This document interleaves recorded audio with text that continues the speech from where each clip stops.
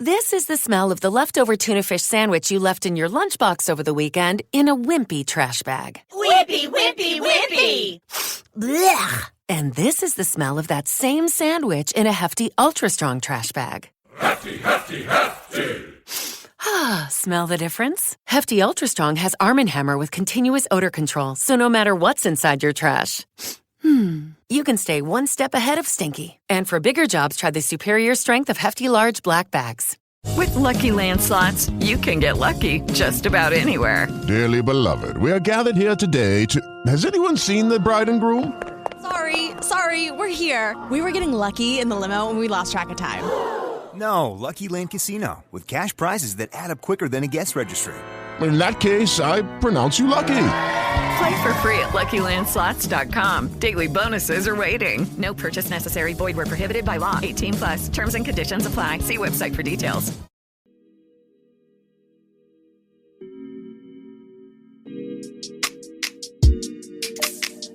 Hello, good morning, angels, and welcome back to Morning Rae. I'm your host, Lani or Lana Rae, whatever you want to call me. I'm super excited for today's episode. I'm going to be bringing on my best friend, Corrie Campbell, and we will be discussing toxic relationships, toxic friendships, and kind of our friendship and our history and how we've grown together, apart, and back together, all the good stuff. I think you guys will really enjoy this episode. I really had a fun time talking to Corrie and having her on the pod, so definitely stay until she comes on. But let's get into our segments. So for our weekly intentions, my weekly intention is reading. I want to get back into reading before bed.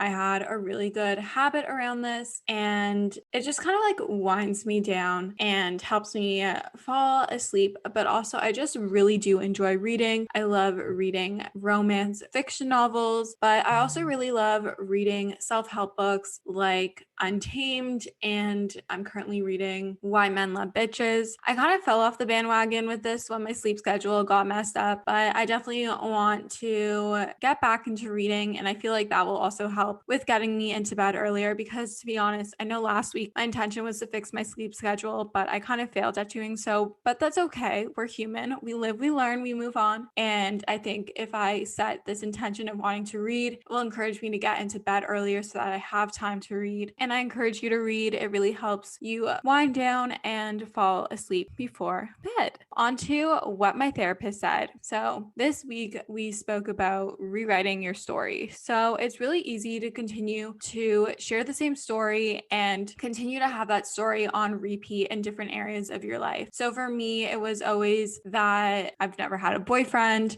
things never really work out, they always choose the other girl, or I'm always the one that's kind of left, like I lose my best friend because we have a falling out. It's so easy to continue to play victim and say you're always being picked on if you don't actively change it. But maybe continually saying that is leading you to not only one, attract people with that energy that may actually be picking on you, but also two, have that perspective or framing in mind when looking at any situation. So you're constantly taking any situation and twisting it so that it looks the way that you are telling your story to look, if that makes sense. So you can kind of rewrite your story by learning to reframe and change your perspective of how you see yourself, how you see others, and how you see the situation at hand. Because this situation, say for me, it was that I always kind of got close to having a boyfriend or being in a relationship and they kind of left me for someone else. That is my perspective, and I'm continually looking at the situation in that way, whereas it could have been my actions or it could have been something else that caused it to act that way, but not necessarily what I was seeing. So you want to rewrite the narrative that you want, and I recommend it in kind of like a practice like manifestation. So you want to keep repeating it until you believe it, and eventually it will happen. And I'm not going to toot my own horn, but I definitely want to say that this is starting to change in my life. I'm starting to change my story. I'm starting to reframe situations in my life and change my perspective. So as therapist Tamar said, we have to rewrite our stories, and that will also help boost your self-esteem and self-confidence. Leading into the tip of the week.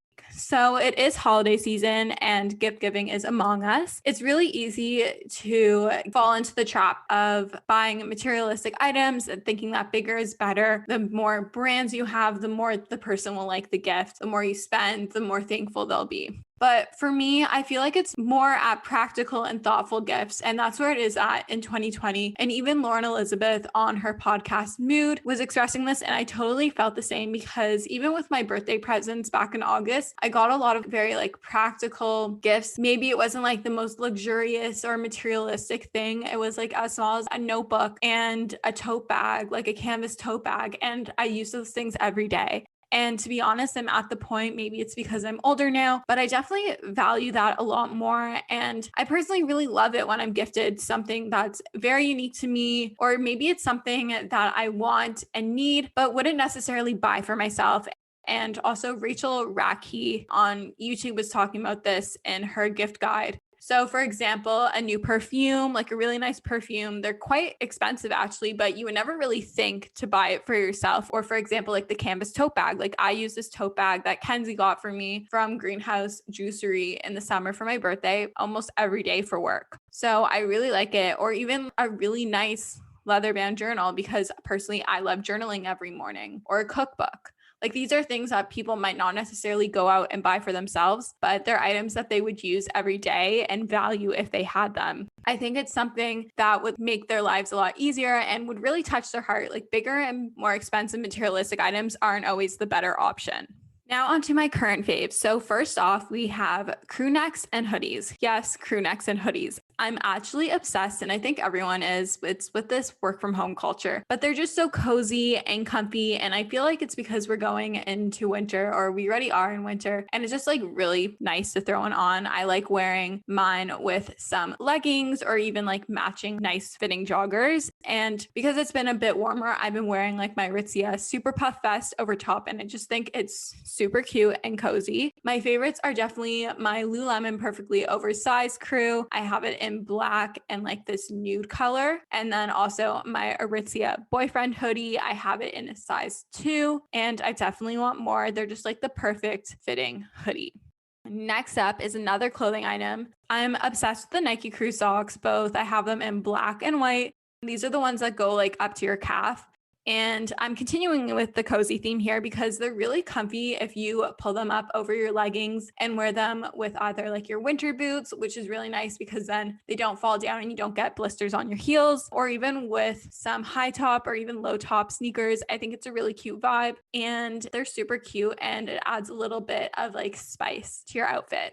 My last and final favorite is coconut oil in my coffee. I know there's this whole thing going around with Jay's tape right now, but okay, I've been doing this for a while. I've been putting coconut oil in my coffee, so we're just gonna forget about that tape for now. Just like deal with me for a little bit, like sit here, and I want you to try this because let me tell you, it is a game changer. So I like to froth a little bit of coconut oil in my cashew milk. I mean, nut milk would work, but it just makes it so frothy and creamy and delicious.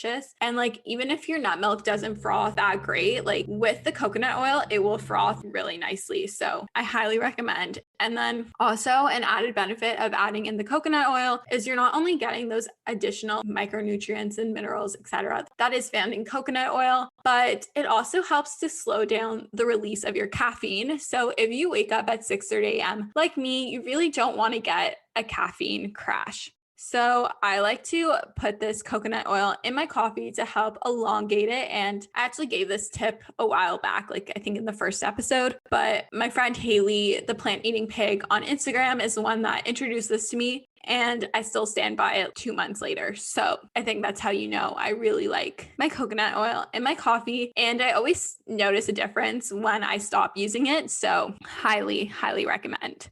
But now I'm going to bring Corrie onto the pod. I really hope you enjoy, and let's get into the episode. Being super busy can make it really easy to fall into a dinner time recipe rut, or even with your lunches. Any meal, honestly, can get you into a rut, especially with a busy schedule this fall. You can keep mealtime exciting with over 40 recipes to choose from every single week, so there's always something delicious to discover with HelloFresh. It's truly a no-brainer. It does all the shopping and meal planning for you. Ingredients arrive at your doorstep, pre-proportioned and ready to cook, along with pictured step-by-step recipe cards. I feel like my list of things to buy, to do, activities that involve spending money is never ending around the holidays, making the idea of investing and saving and thinking about your future to be a little bit more challenging, a little bit more overwhelming. Acorns makes it easy to start automatically saving and investing for you, your kids, and your retirement, even during the holidays. You don't need to be an expert. Acorns will recommend a diversified portfolio that matches you. You don't need a ton of time. You can create your Acorns account and start automatically investing your money in just 5 minutes. You don't need to be rich. Acorns lets you get started with the spare money you've got right now. That could be $5 a day or even just your spare change. That's right, Acorns can round every purchase you make up to the dollar and automatically invest your spare change for you. And you can get bonus investments just for buying the stuff you need from the brands you love. I personally love Acorns. It's simplified the investment process, which can be overwhelming and intimidating, but it just makes it so simple, so easy, and something more accessible no matter how much money you have to invest. Head to acorns.com/Alana or download the Acorns app to start saving and investing for your future today. Paid non-client endorsement compensation provides incentive to positively promote Acorns. Investing involves risk. Acorns Advisors LLC and SEC registered investment advisor. View important disclosures at acorns.com/Alana. I'm super excited about today's sponsor. They've sponsored the podcast before, and this is a topic I'm super passionate about. I fear that us as girls struggle with PMS far more than we should, and we really shouldn't. I truly get the worst PMS symptoms. My boobs are sensitive, my face breaks out, my sugar controllings are out of whack. I feel like I'm just a bottomless pit. My mood is not the vibe, and Estro Control has been super helpful in helping manage those PMS symptoms and making that time of the month a lot more enjoyable. Estro Control is a formula developed by Happy Mammoth, a supplement company dedicated to making women's lives easier. Say no more. Estro Control contains science-backed herbal extracts that help support hormonal health, especially if you are someone like myself who struggles with PMS. It was created to help women feel like themselves all month long and to not struggle with the feelings PMS can cause. For a limited time, you can get 15% off your entire first order at happymammoth.com. Just use the code Alana at checkout. That's happymammoth.com and use the code Alana for 15% off today. Been easier. I personally love HelloFresh as a way to get exposure to new recipes, make my life a bit easier as a busy 20-year-old in the city. And I love that it's worry-free, it's super easy, it's convenient, and gets delivered straight to my door. Go to hellofresh.com/50rae and use code 50rae for 50% off plus free shipping. That's hellofresh.com/50rae and use code 50rae, 50rae for 50% off plus free shipping. HelloFresh is America's #1 meal kit, and thank you for sponsoring today's episode of Morning Rae. With Lucky Land Slots, you can get lucky just about anywhere. Dearly beloved, we are gathered here today to... Has anyone seen the bride and groom? Sorry, we're here. We were getting lucky in the limo and we lost track of time. No, Lucky Land Casino, with cash prizes that add up quicker than a guest registry. In that case, I pronounce you lucky. Play for free at LuckyLandSlots.com. Daily bonuses are waiting. No purchase necessary. Void where prohibited by law. 18+. Terms and conditions apply. See website for details. I would now like to welcome Corrie Campbell to the Morning Rae podcast. Welcome, Corrie. Thank you for having me. Good morning. For those that don't know you, who are you, where are you from, and what is your zodiac sign? My name's Corrie. I am from GTA, Toronto. So we'll say Toronto because it makes me feel much cooler. And my zodiac sign is a Capricorn. Ooh, my dad's a Capricorn, and so is my sister. That makes sense because your birthdays are really close to each other. Yeah, look at day. So, Corrie and I have a long history. And when I say long, I mean long. We went to the same middle school together. So, from grade 6 to grade 8, we were together, but we were never really friends. I guess like I was the weird one, she was the cool one. I think it's just 'cause we were in different classes. Like, that's just how you made friends in elementary school. Like, I only remembered you practicing dances for auditions in the dance studio. I don't even remember you. I just knew that you existed. Yeah, because you came in grade 6, right? I was there in Yeah. grade 5, which was like a big deal. But then like the roles were kind of reversed when you transferred to my high school in grade 10. I was the newbie. I was the new girl. Was it grade 10 or was it No, grade 11? Grade 11. I came late. Everyone thinks I was there the whole time. Like, honeys, I came late. So in grade 11 is when we became besties. I don't even know how. I just remember it was probably like 2 weeks into school and like we had been talking. I just remember you were like, do you want to hang out this weekend? And I was like, sure. And you're like, yeah, like, do you want to come over? Like, I just remember being like literally shitting myself. Like, I was so fucking scared because I had not had a friend in 2 years. Like, I hadn't had a friend outside of school. So like the fact that like you asked me to hang out and I remember like going to your house, I just remember sitting in your room and like sitting on the floor and watching YouTubers and watching like dance mom videos. I remember the next morning probably meeting at Starbucks. And then like, I got you into coffee.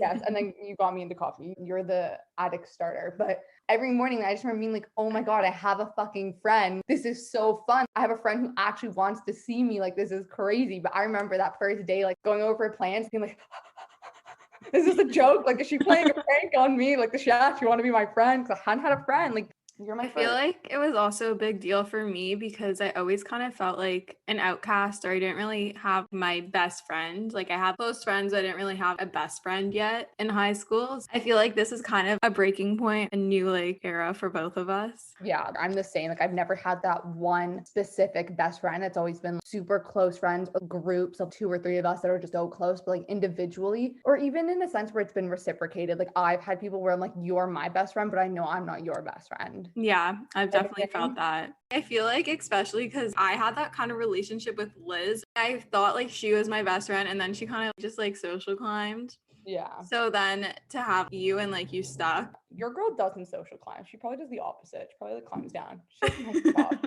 Degrades like herself. I like to push myself lower. I like to bury myself in hide. What do you think? We're just gonna dive right in there. What do you think made our friendship go rocky, I guess? Well, I think it was adding a lot of things on top of it. So like if I could think of where it started for me at least, I think I remember after I broke up with Ben, my high school boyfriend, I felt like I needed you. And because you were friends with him too, you couldn't be there for me. And I just remember me obviously wanting to like talk about the breakup, obviously not talk shit about him because he is a very good guy and me and him are friends, but like it's a breakup. Yeah. And he's like, Corrie, I can't listen to this because he's my friend too. It's not fair, which is totally like, I guess, fair on your part because he was your friend. But like, I felt like I was your closer friend. I just remember being like, that was so hard, but I didn't want to say anything. I wanted to have a friend there afterwards. And I just remember being too scared to say anything because I was so nervous to lose you as a friend. So I was like, it's fine, I can handle this. But I think it just kept being like things added on. And like, I remember like, even you said, oh, I was mad at you, so I like drank your alcohol at this party. Like things like that were for me was just a buildup. And if I would have probably said something in grade 11. I remember you like talking about wanting to break up with Ben for like months. I was literally in the middle of it. I didn't even realize that I was doing that. Like, I don't even remember that. Obviously, you wouldn't. It's so stupid now. But like, I just remember feeling like that because I did. Obviously, like mine and his relationship was going through it for like a while. But I just remember being like, she's supposed to be my friend first. I don't care if she's friends with him. Like, I just want to be like more of your friend. And I'm sure that goes back to me not having friends and you being that friend for me. And like, I'm going to lose her because of this freaking boy. And I was like, she was the one who helped me through the breakup. Like she was the one, not like convinced me because like it was the right thing, but you were the one who like helped me push myself to do it. Yeah. And do you help me break up with him? And now you're taking his side? Like, no, you're supposed to be here. Like, I wasn't that upset. I still needed you, you know? Yeah, I feel like because I had never been through a breakup, I didn't really know how to cope with a breakup. So I feel like I probably just isolated myself, which is what a lot of people do when they don't know how to handle a situation. When do you think it started to go south? Like, what do you think it was? I feel like it was definitely grade 12. It wasn't grade 11. Like for me, at least, you would always make comments to Miss C, our dance teacher, how like Alana is such a slut when I was literally like the complete opposite I just kissed a boy at that point, like nothing. So then for you to like say that I was a slut, it was feeding that insecurity that I wasn't, even though like, why would I want to have that title? Like, I don't know. That was the problem with our high school and stuff. You either were a slut or you were approved. Even at camp, like I got called a slut all the time. Like I'm actually the only person who hasn't done anything. But because like I get attention from boys, you think I'm a slut, but I actually haven't done anything. So that's just a whole other conversation about problems with labeling women and stuff. But that makes me upset. I didn't know that upset you. I'm very sorry. I feel like Tamar's our therapist, would be very proud of us right now. I know. I had therapy right before this. I should have told her like, oh, I'm going to I told her yesterday. So on that topic, did you ever notice, I guess you kind of touched on this, but did you ever notice that our friendship wasn't the healthiest at any point? As Lindsay Metzler from We Met at Acme would say, were there any red flags? I think I did notice us being competitive with each other. Oh, yeah. When it came to things. We were in different areas of school. So like when you got a 90 or if I got a 90, I didn't really care. Let's say you got a 95 on a test and I got a 90. I'm like, we're comparing like apples and oranges. I'm talking about chemistry. You're talking about like accounting. They're not the same thing. Yeah. I don't think that bothered me. I know like in our friend group, everyone was always like, I got 90, I got 95. Like, man, like things like that was like super competitive. That didn't personally bother me because I was like, no, it didn't bother me either. I don't care. Like we're doing different things. I think maybe like a little bit when it came to dance. I only felt competitive when it came to boys, and this because you talk to every boy. I felt like I as well. I was like, shit, I also need to talk to every boy or else I'm not going to have any boys. She's already Snapchatting 20 plus. Like I as well need to Snapchat 20 plus. And I'm going to preface this by saying that was the culture and everyone did that. Oh yeah. Like it was not just us. Everyone Snapchatted every boy from other schools and our school. I Snapchatted half the boys in our grade who I've never spoken to, but like that was what you did. And I just felt like if she's doing that, like I have to do that or else there's going to be no one left for me. I feel like we were never competitive in terms of dance, like very minimally, but I feel like that always exists with anyone for dance. Yeah. And it was only like dance at school. It wasn't like dance at our studio because they were so different. Yeah. And like school, I never felt competitive with you.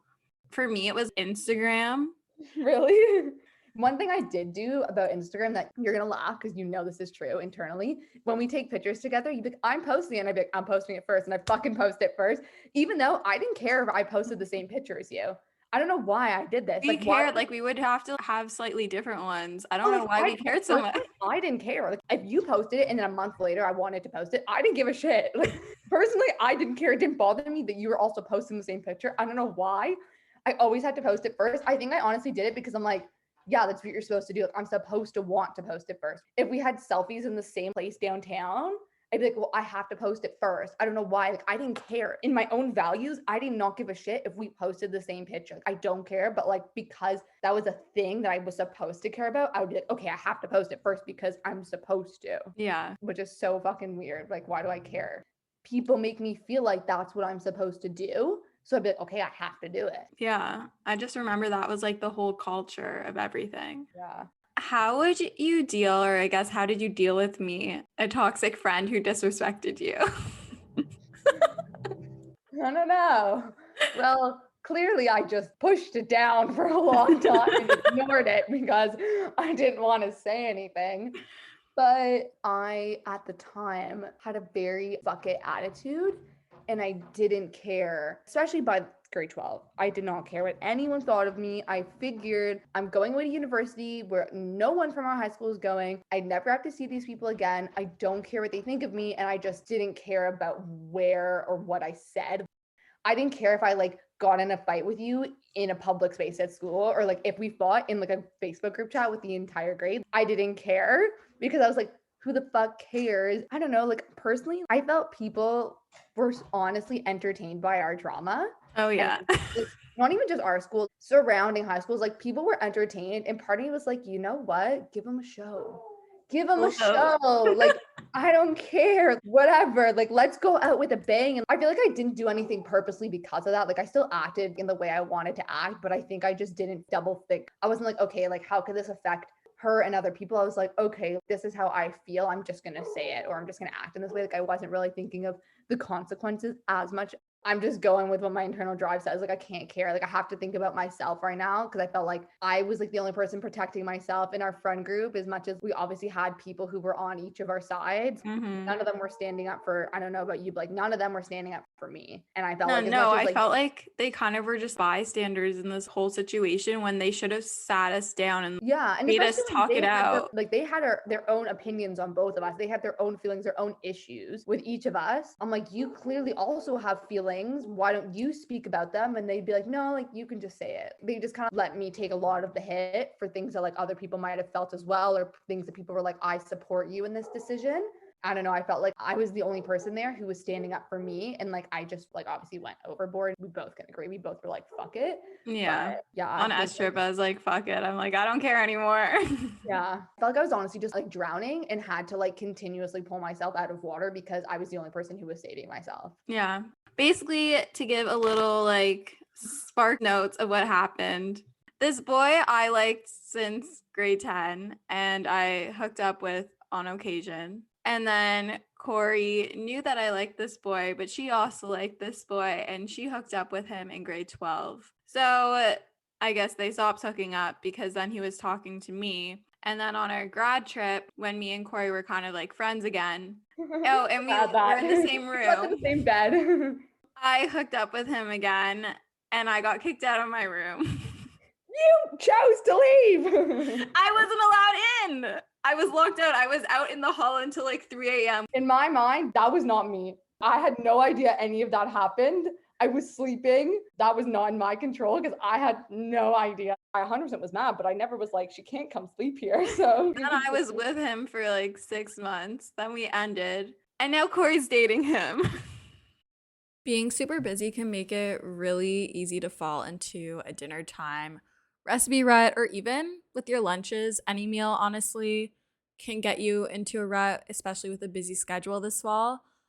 You can keep mealtime exciting with over 40 recipes to choose from every single week, so there's always something delicious to discover with HelloFresh. It's truly a no-brainer. It does all the shopping and meal planning for you. Ingredients arrive at your doorstep, pre-proportioned and ready to cook, along with pictured step-by-step recipe cards. It's never been easier. I personally love HelloFresh as a way to get exposure to new recipes, make my life a bit easier as a busy 20-year-old in the city. And I love that it's worry-free, it's super easy, it's convenient, and gets delivered straight to my door. Go to hellofresh.com/50rae and use code 50rae for 50% off plus free shipping.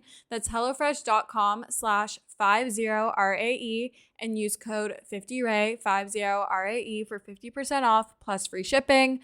HelloFresh is America's #1 meal kit, and thank you for sponsoring today's episode of Morning Rae.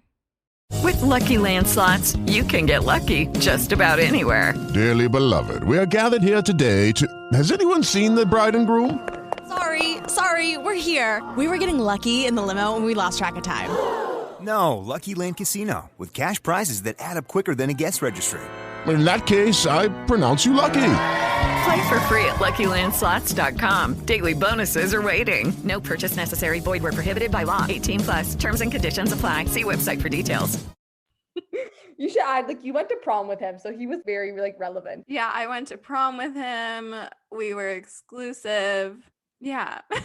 Yeah, so that was like the final straw, I'd say, for both of us, was when I hooked up with him. And then when I hooked up with him, part of me was like, she's doing this just to spite me. And I know you didn't, because I know you just like were in love with him. So like, I think that's the hard part. It's not like either one of us did do it because we were a bad friend. We did do it because we had feelings. This is crazy. I feel like I'm getting all these like new memories back. And I'm just gonna go to the washroom quick. So 1 second. This would be that time in the podcast that they'd be like, let's take a quick break to talk about, and they put the ad in. So I'm just gonna do my own ad.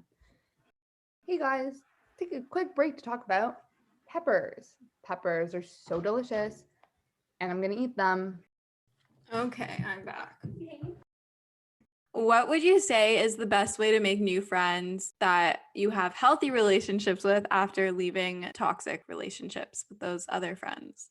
I'm also going to preface this by saying that you weren't my only toxic friendship. I had a lot of toxic friendships in my life, but I would say that I am myself when I meet friends. Like, I'm not going to change who I am, but I do ease into it a bit. Like, I'm a very loud, outgoing person, and I think I just ease into it. I'm not on the first day I meet someone like, hi, like crazy slut, bitch. I'm not that, because obviously that's a lot. I'm a super friendly person, I think, at least. And I think once I like get to know you, then I slowly let you like see more of me. And I think that's helped me make good friendships, because I feel like I am able to have a good first impression with people. And then as we get to know each other, we like get to see more of each other's deeper true self. And I'm able to like in small doses see if this person is going to be a good friend for me, and like vice versa.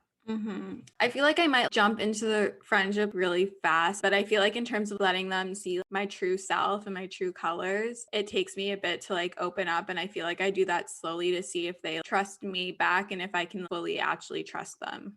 So obviously we're friends again, and I'm sure this is very confusing for a listener or even people in the social circle or social community that we have. How would you describe that we repaired our friendship, and how did you know and how did we know when it was healthy and right to do so? Well, after high school, I remember feeling super guilty about how I acted and like embarrassed. And I remember going into university saying, like, I'm not going to do that. I'm going to be better. And I remember reaching out to you in November, trying to apologize, and you were just not ready. And then I hadn't really talked to you again. I think I like bumped into you a few times at clubs in the summer. I guess it would have been pandemic, but I remember I did follow when you made your page. Like, I followed, but I never really reached out to you. And then I think it probably would have been this year. I would start to message you, being like, oh my God, where'd you buy that? Oh, like, where'd you get that shirt? Oh, this recipe looks so good. Super friendly, just like me responding basically to stories. And then I think we just started to text that way. Yeah.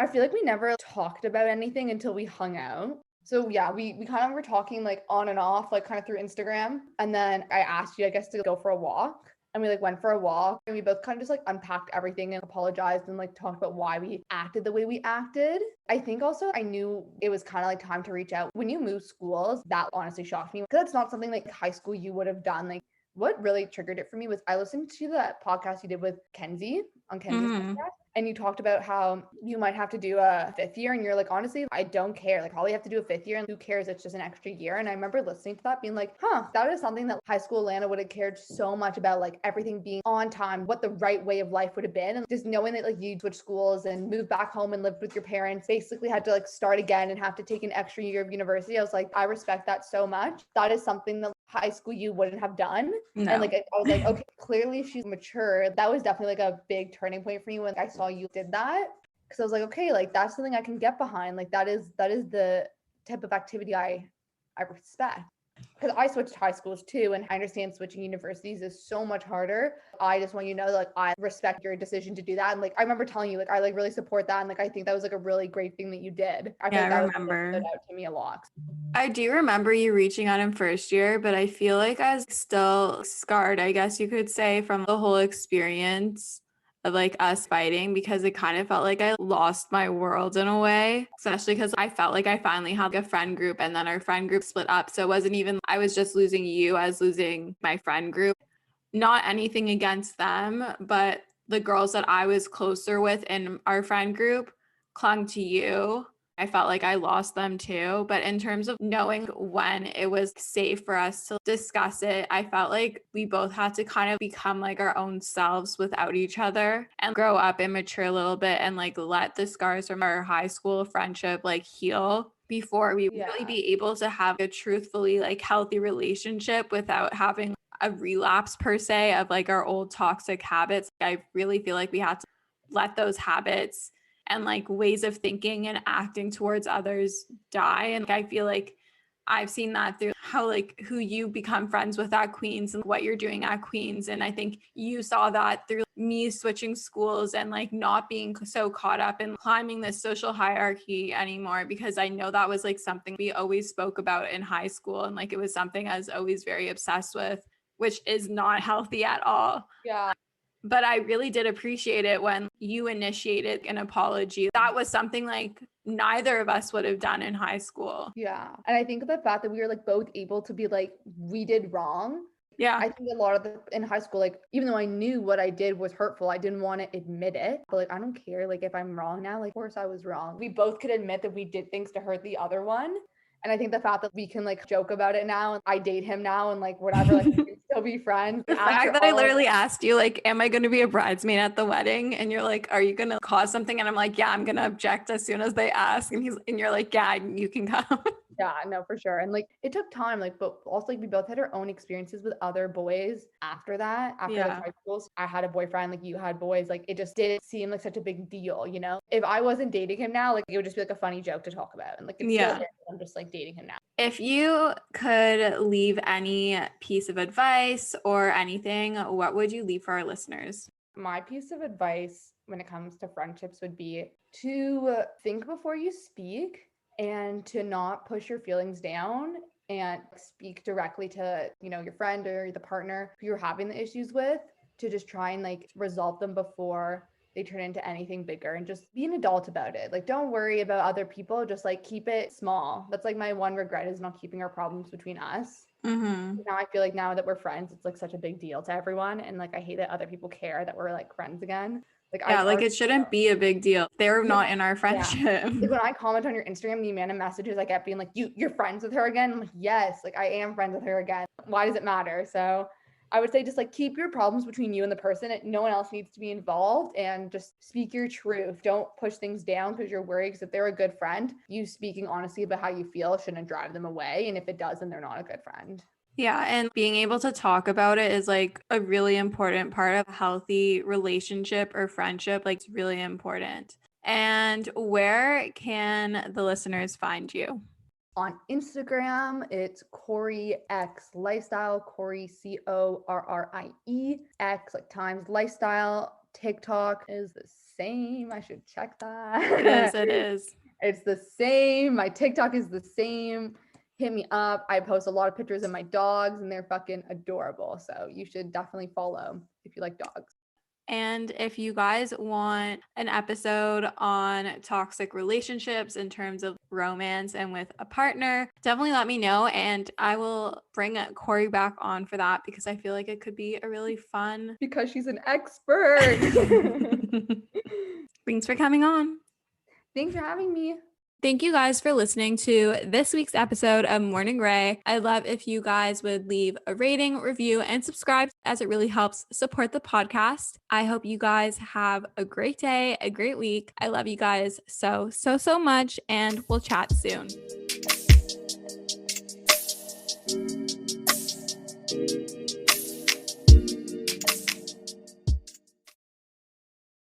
With Lucky Land Slots, you can get lucky just about anywhere. Dearly beloved, we are gathered here today to... Has anyone seen the bride and groom? Sorry, we're here. We were getting lucky in the limo and we lost track of time.